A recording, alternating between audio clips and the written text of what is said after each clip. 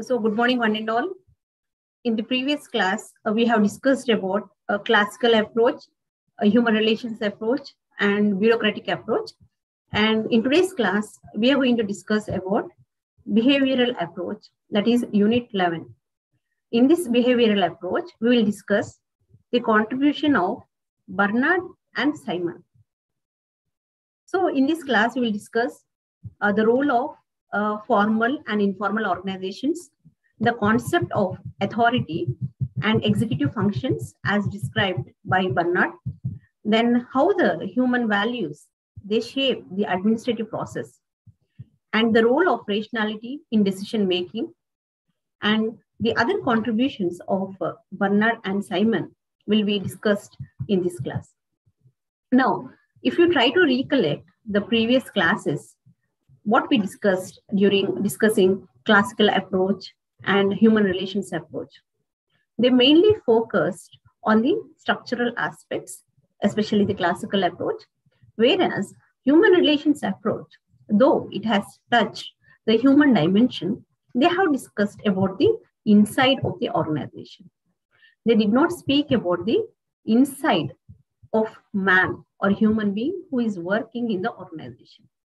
Now, understanding of inside of man is very important as we study the inside of the organization, because there are several people working in an organization and there are several perceptions, there are several thought processes going on, and there could be several conflicts taking place at the workplace. And not only at the workplace, we are witnessing the conflicts between the different nations also. Now, just studying the structure and the functioning of the organization will definitely not going to solve the conflicts, isn't it? So the emphasis on the behavior of the human beings is very important. And so in this coming chapters, we will discuss about how the behavior of human being varies and how does it affect the functioning of the organizations. This we are going to discuss. So in this class, firstly we will discuss about the behavioral approach. So the behavioral movement, how actually it has started basically. The behavioral approach has basically started post Second World War. We can say it is a post Second World War phenomenon, and not only behavioral science but all other social sciences, they have passed this phase. They have passed through one form and the another. Now, in case of public administration, Chester Bernard and Herbert Simon, you have to remember these two names. That is Chester Bernard and Herbert Simon. They are considered as the pioneers of this behavioral movement. Now, what actually this approach focuses on? What does it emphasize? It emphasizes, the study of human behavior in the organization in a scientific way, rather than just focusing on rules and regulations, like how the organization should be. What is the structure? What are the different functionaries? Who are the different functionaries? What are the different functions? Specified rules, regulations, and all these things. So besides that, it studies the human behavior of an organization. Now, the behavioral approach, it has completely rejected the traditional way of looking at the organizations. Like, how the administrative system works. Now, it has totally, rejected, and it said we need to understand, we need to study the human behavior in an organization for the effective production. So now what is the contribution of Bernard in this aspect? Now we are going to discuss. Chester Bernard was born in the year 1886 in US. And in the initial years, Bernard worked in a farm and then he studied economics at Harvard University. And he has done different odd jobs as well. Like he sold pianos, and he was operating a dance band as well. But he did not achieve a formal degree. But later because of his contribution to the study of behavioral science, he was given honorary doctorate as well. He joined American Telephone and Telegraph Company in the year 1909, and he became the president of New Jersey Bell Telephone Company. And he has several credits, for his kind of contribution he has made. And he has, produced several writings which had an influence and impact on human organizations. Now, in his organization theory, basically, he adopted a sociological approach, and he discussed the different functions of executives. Like he stressed more on the leadership qualities, and the importance of communication in the organization. He also he spoke about, and he has given vast writings on informal organizations and concept of authority.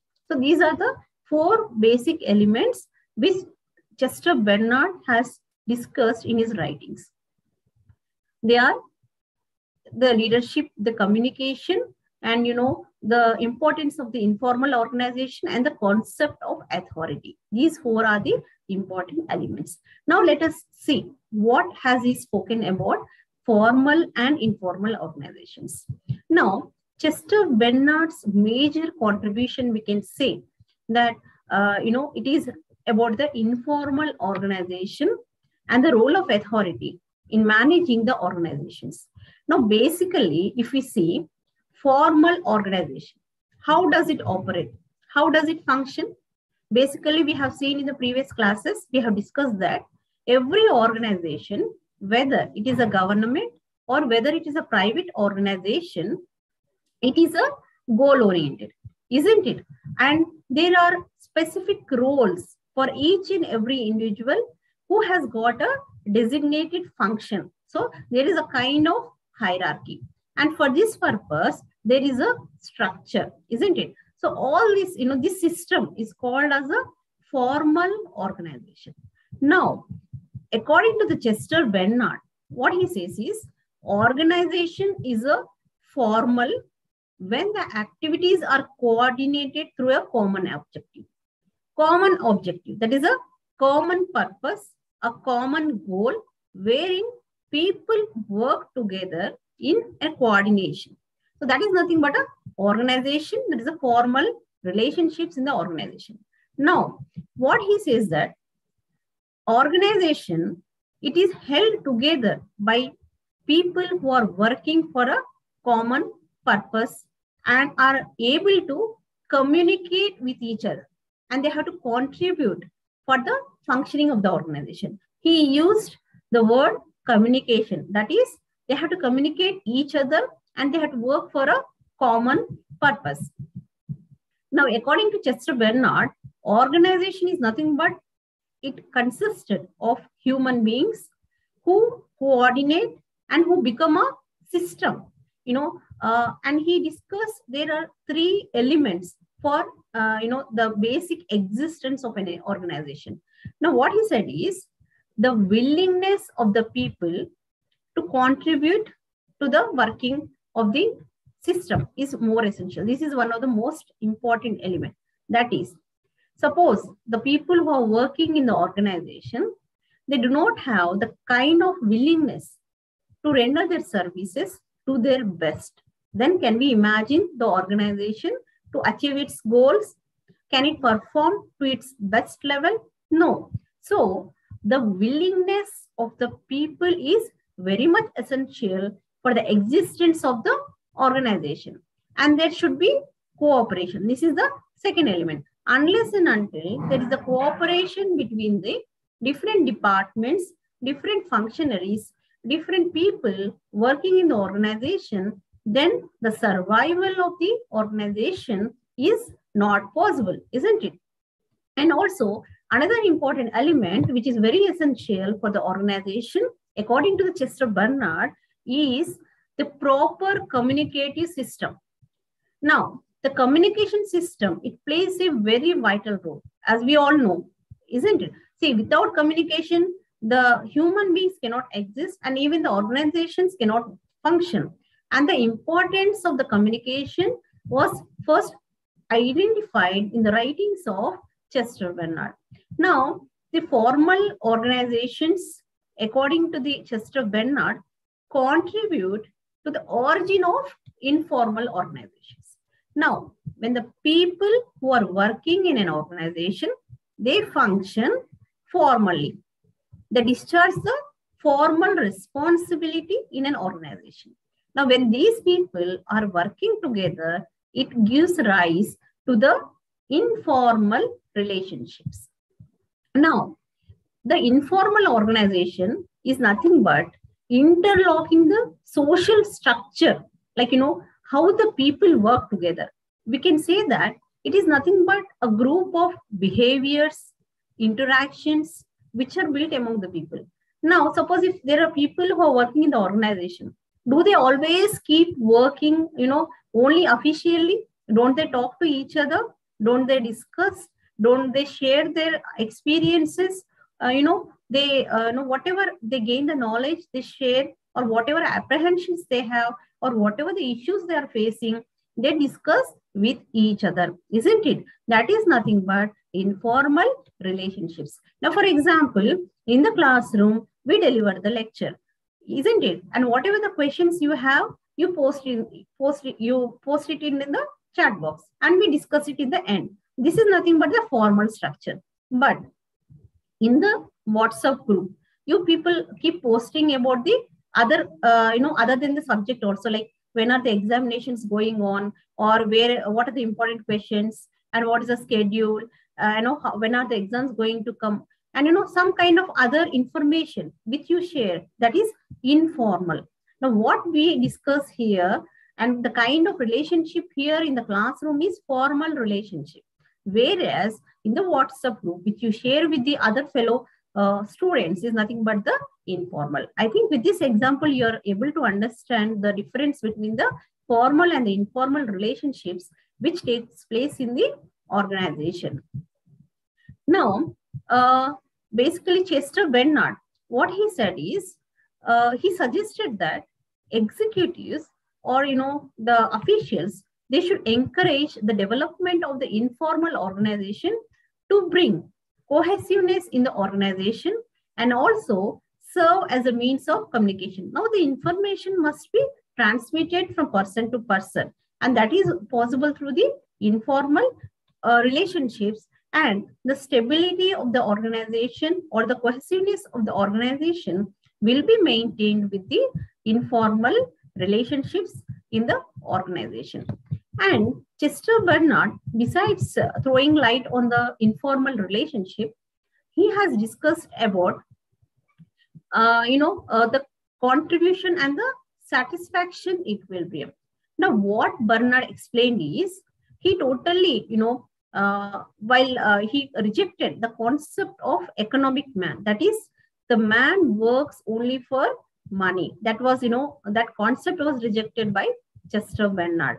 So what he emphasized is, he emphasized on the kind of satisfaction, the contribution given by the person working in an organization and the kind of satisfaction he receives.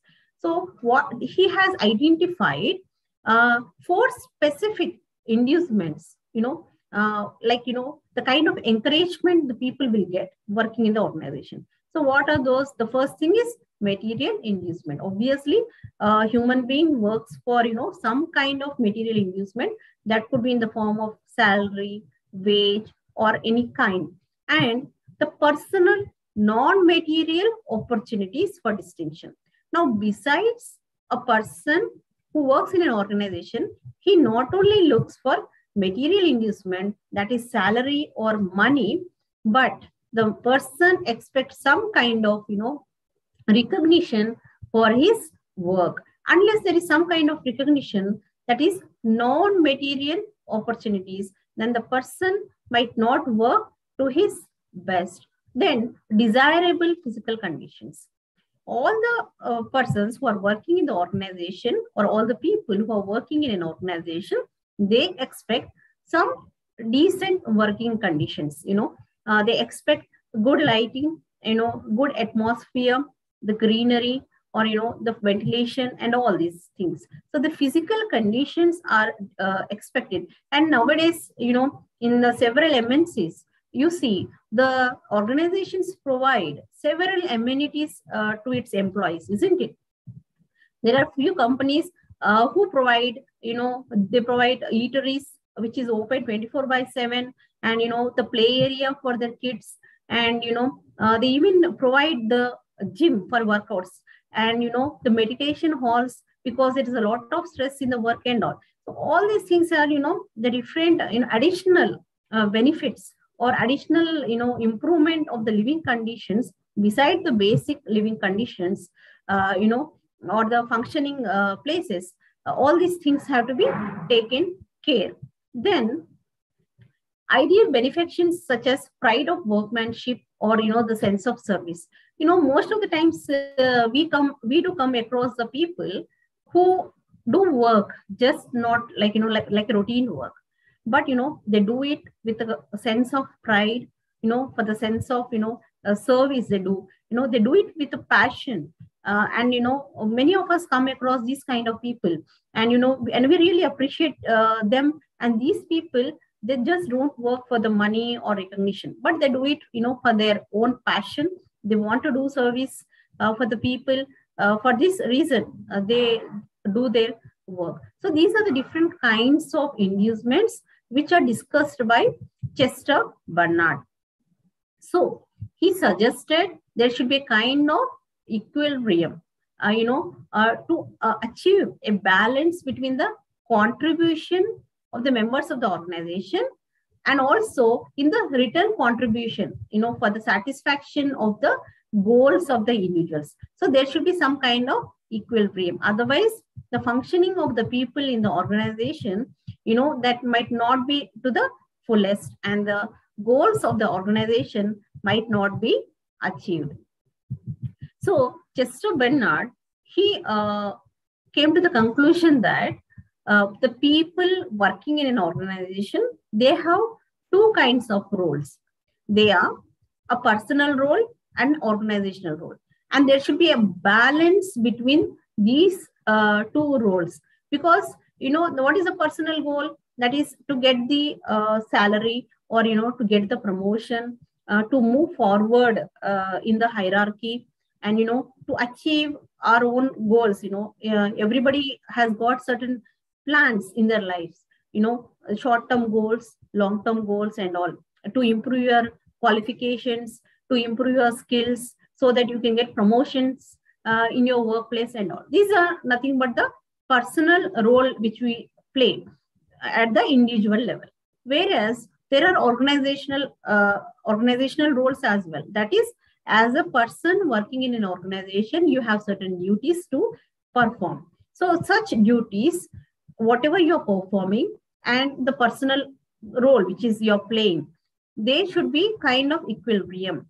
No role should be given more preference. You should attain your personal, you should fulfill your personal role. At the same time, you should work for the organizations as well.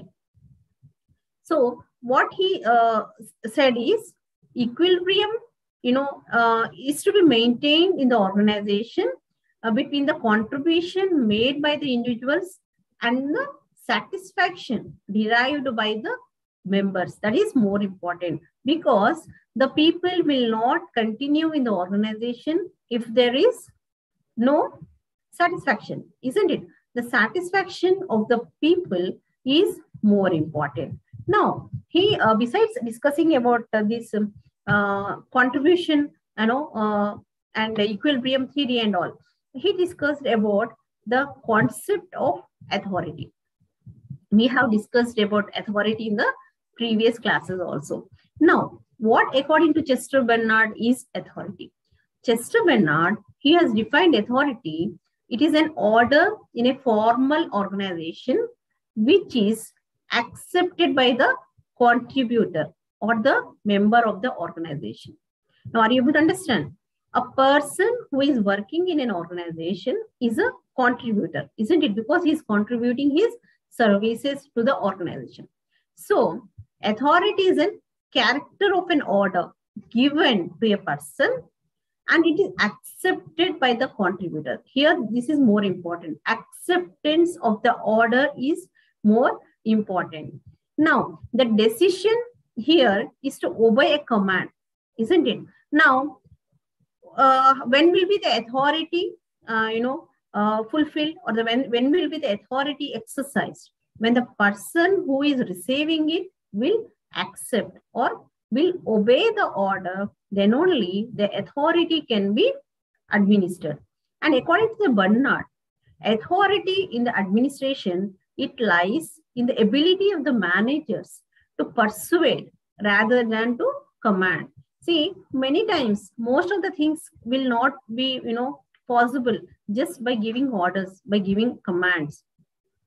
They should be, persuaded, or they should be explained, the things should be get done by the managers from the employees in a more better way, because always, giving orders in a formal way might not work. So there are certain times when the managers have to convince the members of the organization. Suppose there is a deadline for an organization to meet. Okay. So the employees have to work overtime. If the management, gives orders saying that, no, definitely you have to work, overtime, then what might happen? The people might work overtime, accepting the command, but they might not give their fullest, the best thing. They might not utilize the time, whatever the time they're spending in the organization, they might not use it to the best level.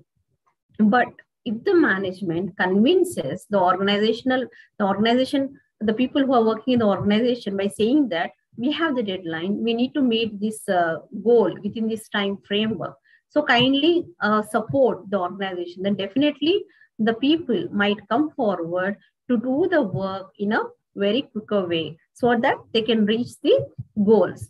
So Chester Bernard, what he says is, a person accepts authority under few conditions. What are those conditions? Let us see now. The first thing is, the person should be, able to understand what the command is. That is, he must have the intelligence to understand what command he is receiving. Unless he understands, unless the command is communicated in a proper way to a person, then definitely is not going to accept that particular command. And also the person, what he should be convinced, whatever the command or whatever the order he is receiving, that is in lines with the purpose of the organization. That is the goal of the organization. Then only if he is satisfied, whatever the work is allotted to that person that is related to the office or the organization, then only he will work. If he feels it is out of the work of the organization, then definitely he is not going to accept the command. And at the same time, not only meeting the organizational, interest, it should be in lines with his own personal interest also. Sometimes what happens, certain works are delegated which are against our consciousness. We might not agree to it. Then definitely we are not going to do that, isn't it?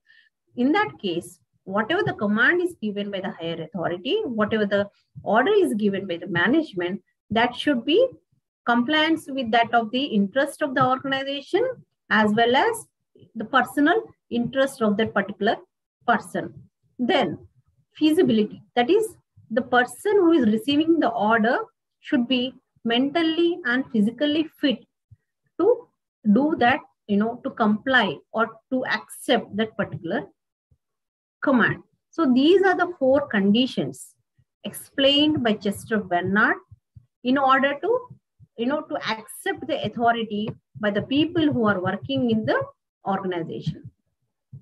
So he emphasized on zone of indifference also. Now, what is zone of indifference?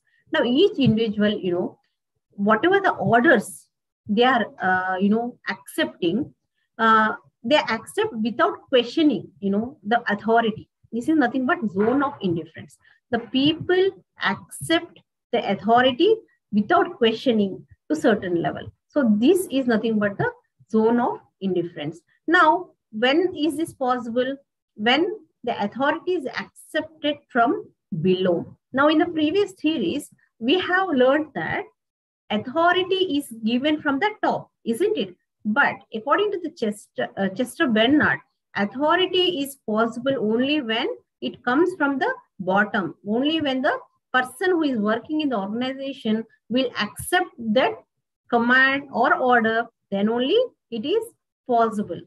So, besides explaining about the conditions of acceptance of authority and zone of indifference, he has described certain functions of executive.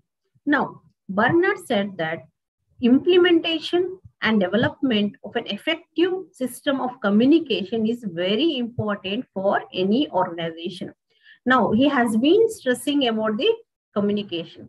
Unless we communicate, unless you are able to understand the communication, so whatever the process is taking place, it will not be successful. For that matter, if you take for any organization or for any transaction. So effective system of communication is very important.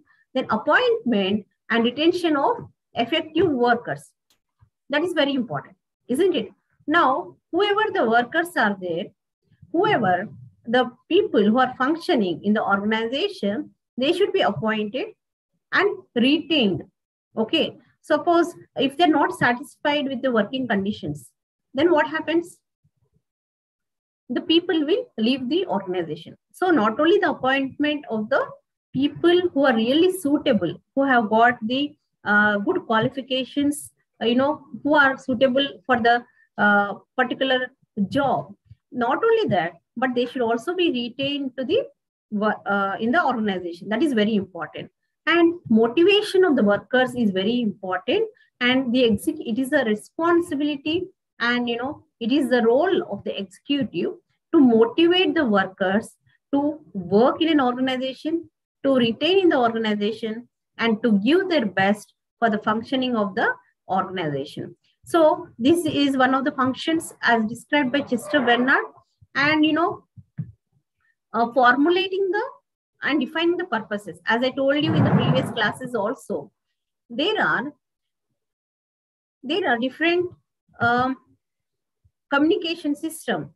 As we discussed in the previous class also, for any organization, there should be some particular objectives. So who will define that? Who will formulate that? That is formulated by the executives in the organization. Then strategic planning is very important for any organization. Now, strategic planning, as we discussed even in the previous classes, which is very essential for any organization. So this is one of the important functions being described by Chester Bernard. So besides functions of the executive, he emphasized on the importance of the communication. Now, what he described, Chester Bernard has viewed communication system as very key, very important for the organizational achievement. Now, he described that there are 3 principles for effective communication. Everyone in the organization, they must know the channel of the communication. Everyone must have access to formal communication.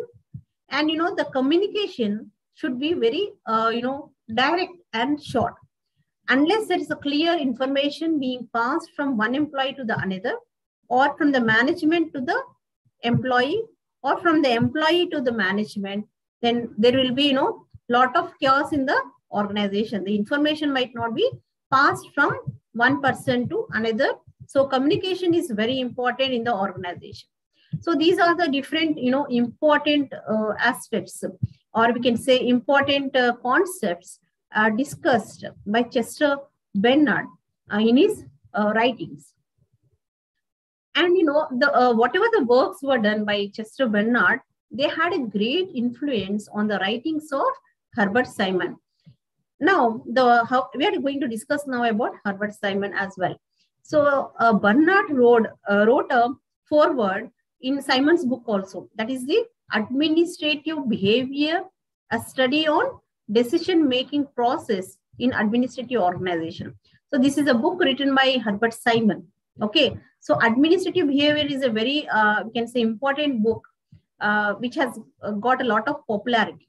And for this book, the foreword was written by Chester Bernard. So we can say that Herbert Sermon has got a lot of influence of Chester Bernard in his writings and, in his contribution.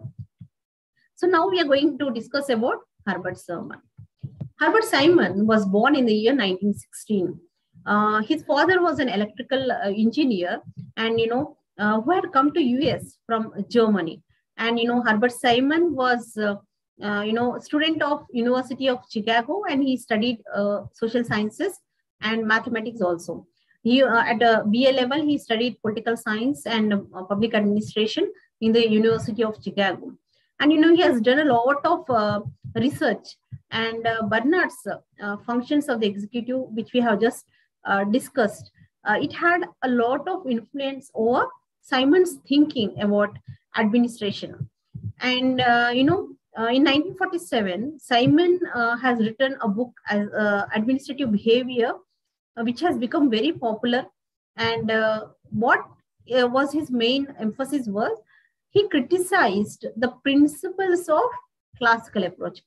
If you remember, while discussing about the principles of the classical approach, we discussed the different principles, isn't it? After discussing the different principles, we discussed about the criticism of the classical approach.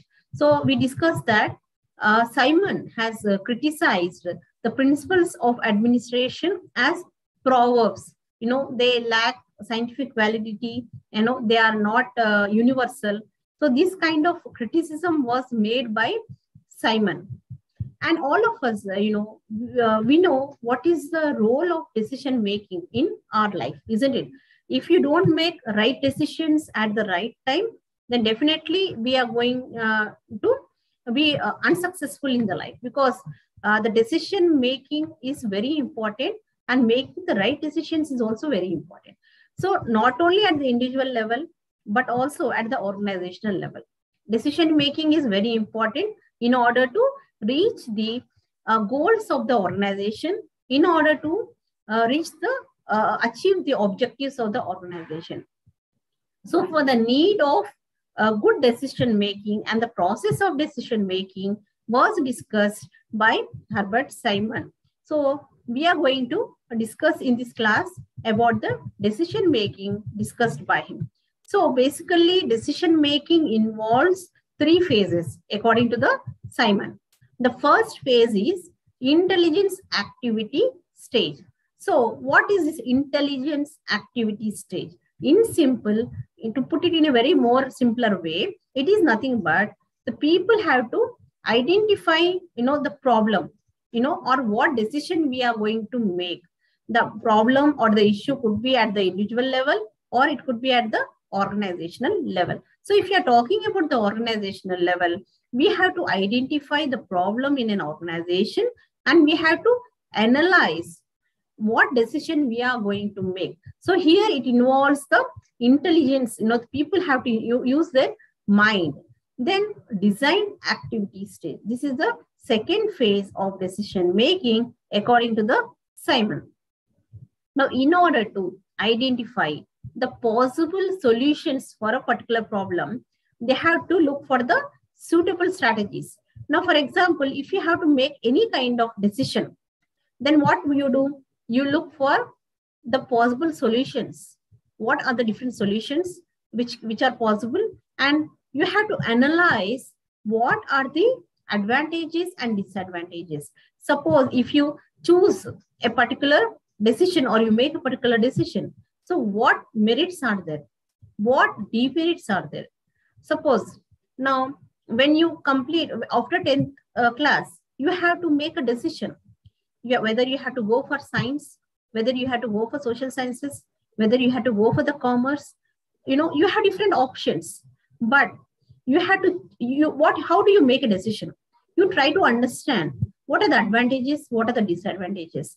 Not only advantages and disadvantages, you also make assessment of your own capabilities, whether if you take a particular decision, whether you can, implement the decision, whether you will stick on to that particular decision, that is very important.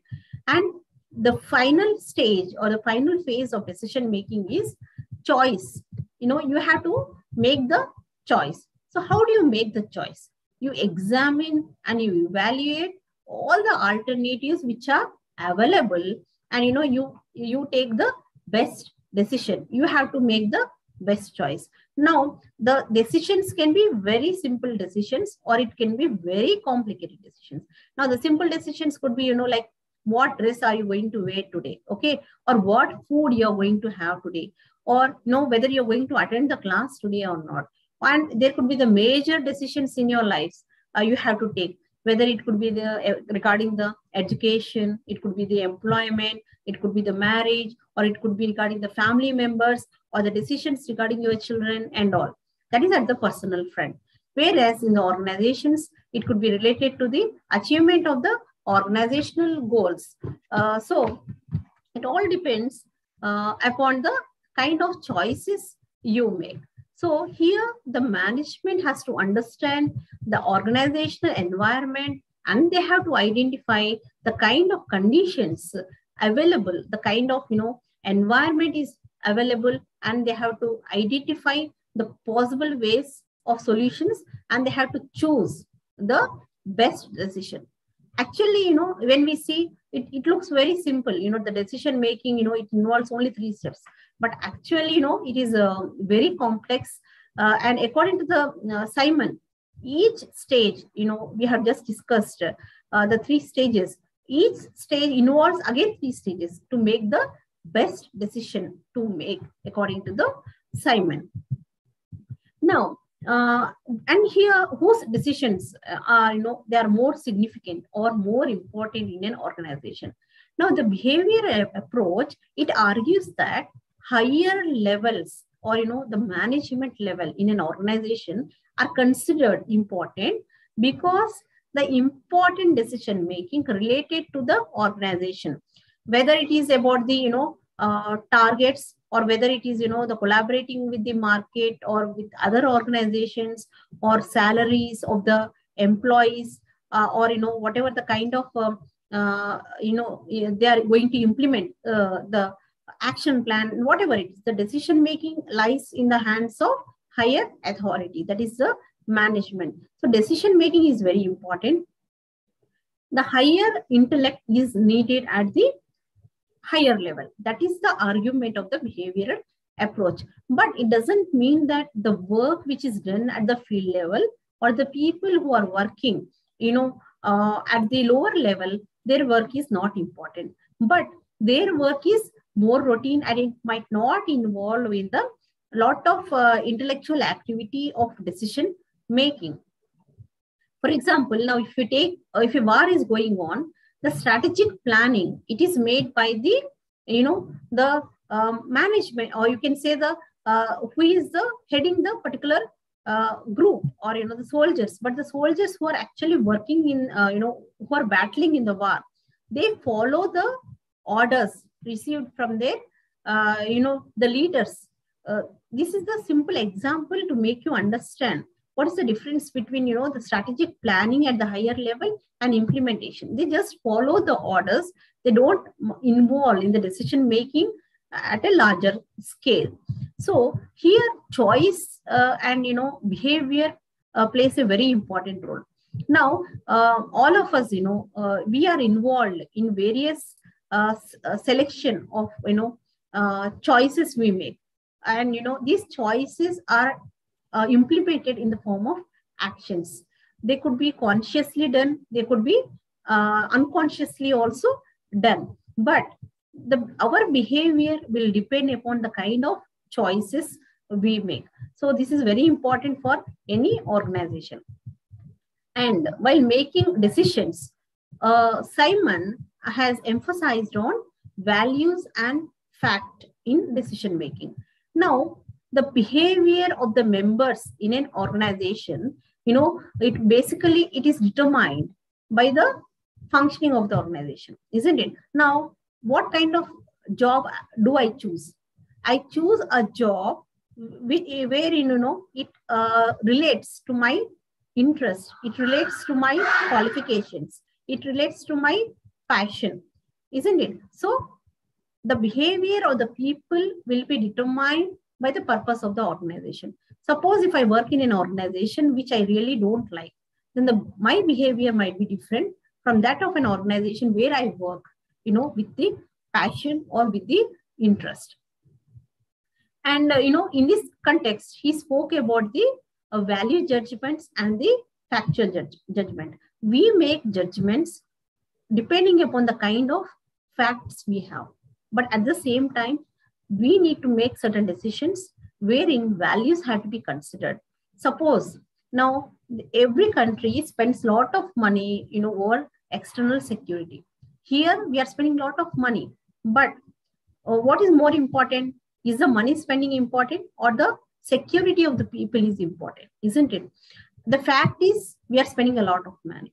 But what is value judgment here is we are spending the money for the security of the people. So this is very important concept which is explained by Simon. That is the values and facts in the decision making.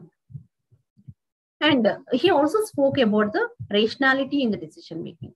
So while making, decisions, Simon said that decision making is a very complex process involved in making, it is unending decisions.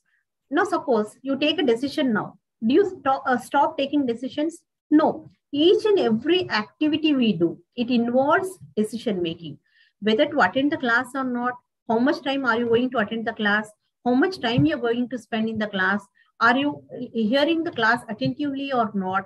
How much attention you're paying? Are you writing down the notes or not? Each and every action, whatever is going on in your mind, that is nothing but a decision has to be taken. After the class, where you're going, what you're doing, all these things you have to make a decision. Then in the evening, what you're going to do in your office, what contribution you're going to make, whether today we are going to have lunch or not, everything, each and every aspect, it is totally depending upon the decisions we make. And, it is it looks very simple, but definitely it's not very simple. According to the Herbert Sermon, it involves various steps. So when we talk about the decision making and when we talk about the decision making in the administrative process, then definitely there is a division of work which we discuss in the classical approach also. That is, a division of work is very important. The functions are divided among the different people according to their skills, according to their capabilities, according to their qualifications and all. So decision making is also involved at different levels. The higher authority will have the more powers in the decision making, and the lower subordinates might not have that many decision making powers. And coordination is also important. Suppose a decision is taken by the higher authority and it has to be implemented. Then how it is implemented? There should be some coordination between the different departments. Unless there is coordination, then you cannot expect the work to be done or the decision to be implemented. Expertise is very important because unless you have knowledge, unless you have skills of the decision taken, then what will happen? The decision might not be implemented effectively. And responsibility is also very important, because whenever you are given certain kind of work or allocated certain kind of responsibility of implementing of the decision, if you don't feel it responsible, then definitely you are not going to implement it in a more effective way. And besides this, Simon has spoken about program and non-program decisions. Now, what is a program decision and what is a non-program decisions? Now, there are certain things, which are very routine, which are very normal. We don't, need a lot of information regarding that. These are, everyday routine works. So these are, program decisions, or, whether it is at the home or whether it is in the office. There are certain things which go on every day according to the schedule. But there are certain things which are non-programmed. Suppose there is an emergency. Suppose there is a foreign threat on a country. Then what will happen?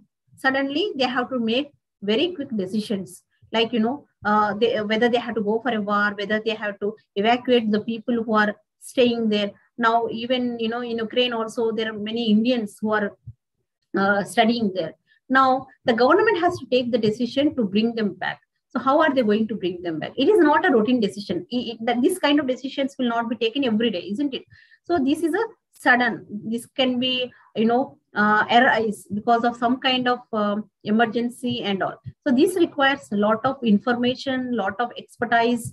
All these things are needed for implementations of this kind of program. Program decisions are little better, and they can be done on a routine basis.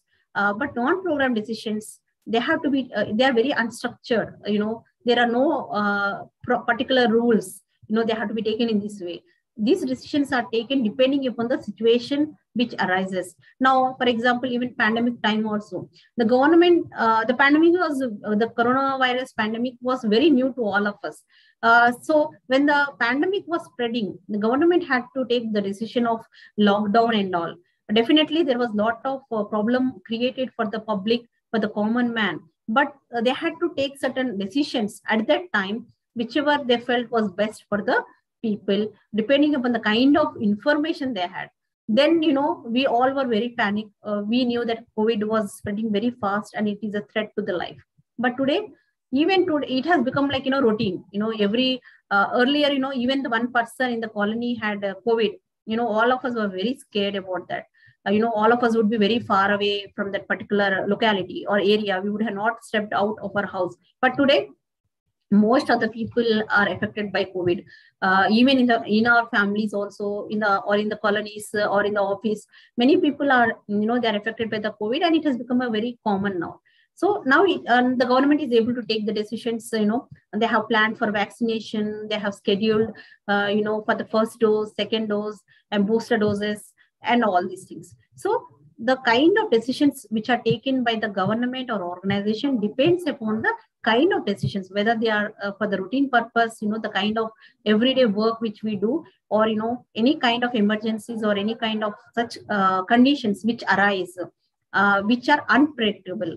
So these are the different kinds of decisions which are discussed by Simon. And, another important aspect which Simon has discussed was artificial intelligence. We are talking about artificial intelligence from very recent times, but in 1950s only, Simon, with the other eminent scientists like Alan Neville and other scientists like Cliff Shaw, he has given the concepts of artificial intelligence, and he has also written several papers on the use of these logic theories and utilization of the machines in the decision making and all. So, but for a long time, the contribution of Simon was not recognized, especially in the artificial intelligence field. But now in these days, when it has gained a lot of importance, the artificial intelligence research community, it has started recognizing the contribution of Herbert Simon. So with this, we have completed the behavioral approach, the contribution of Chester Bernard and Herbert Simon. So now let us see whether we have any questions in this group. Let me check. So are there no questions? Yes.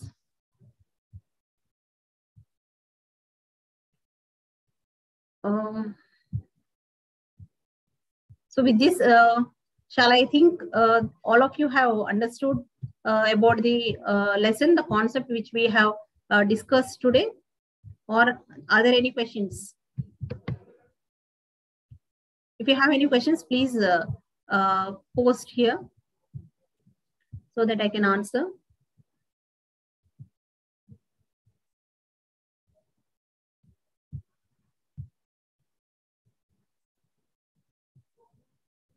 Just logged in. Yes, okay.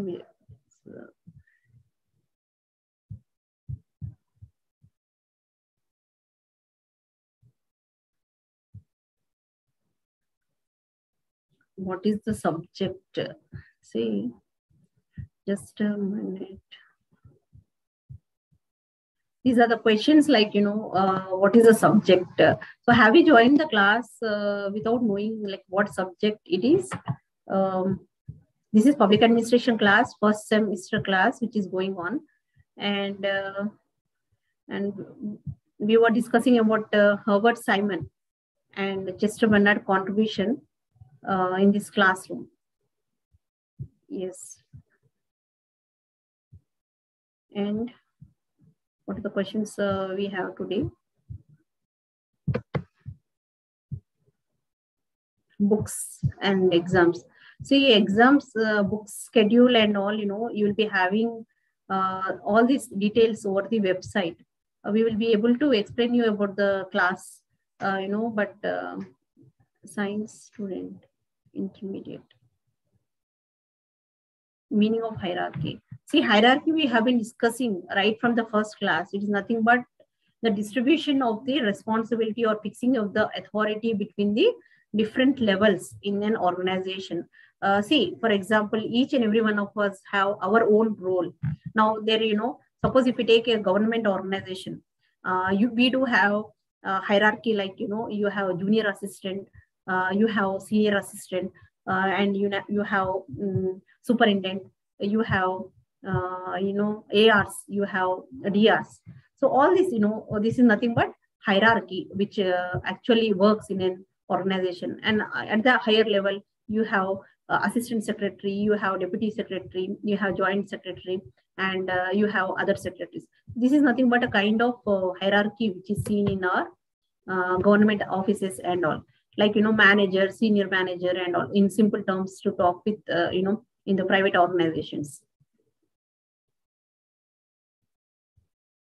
WhatsApp link or email address so I can join. Yes, there is a WhatsApp group which is there.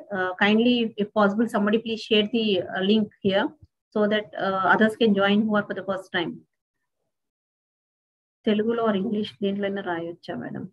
See, yes, we are offering two mediums, that is English medium and Telugu medium. If you have chosen Telugu medium, then definitely you can write in Telugu.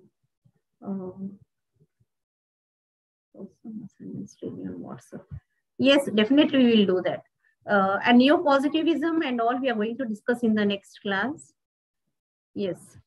And somebody has asked me the doubts about the previous classes which are already over. So such doubts, we will discuss in the last class.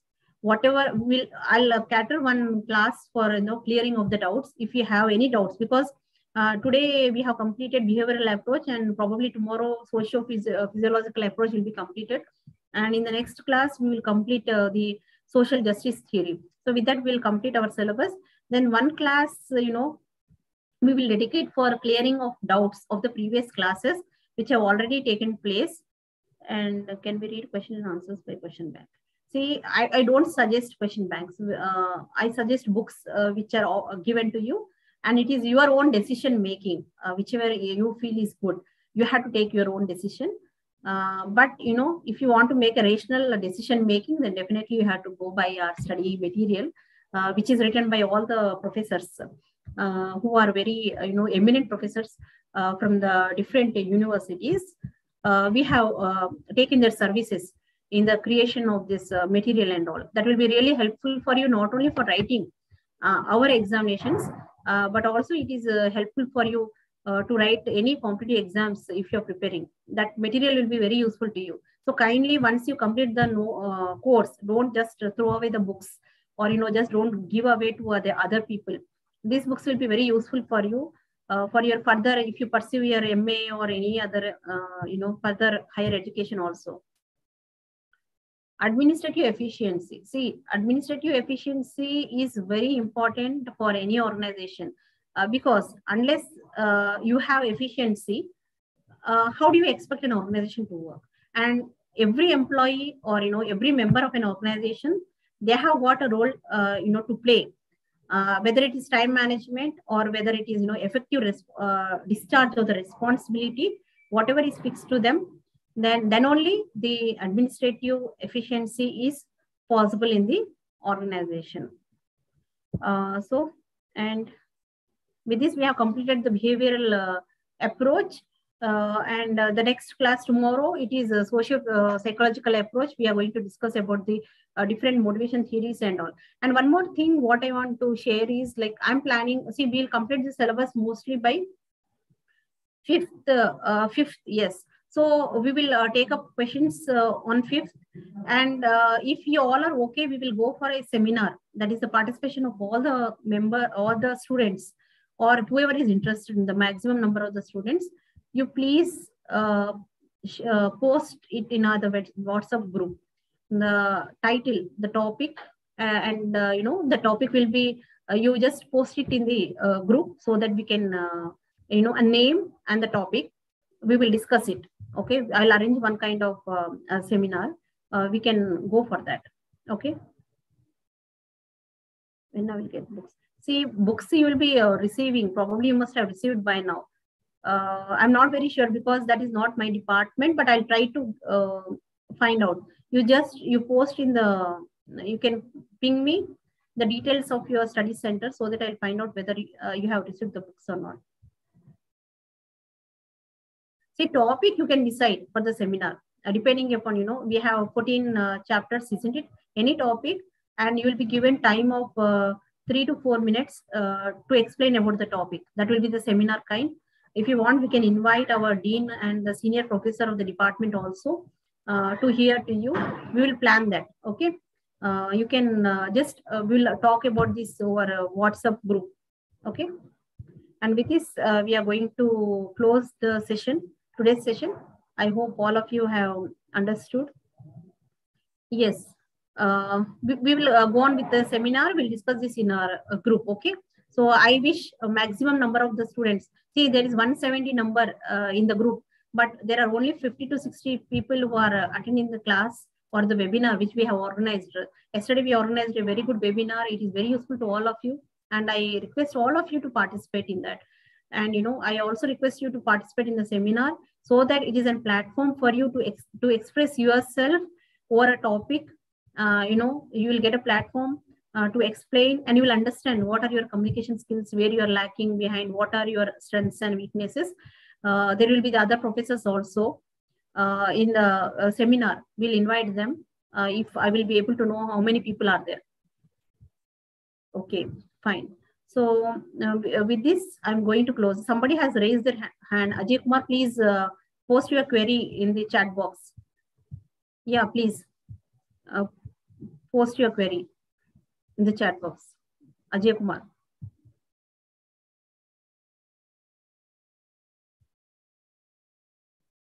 Yes, Ajay Kumar, are you doing that?